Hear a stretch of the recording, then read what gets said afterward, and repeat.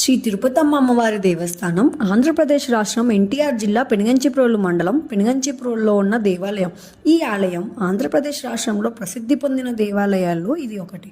ఇది సమీప పట్టణమైన జగ్గేపేట నుండి 20 కిలోమీటర్ల దూరంలో ఉంది. పెనుగంచిప్రోలులోని శ్రీ తిరుపతమ్మ అమ్మవారి దేవాలయంలో శ్రీ తిరుపతాంబ శక్తి ప్రతిరూపంగా పూజించబడుతుంది.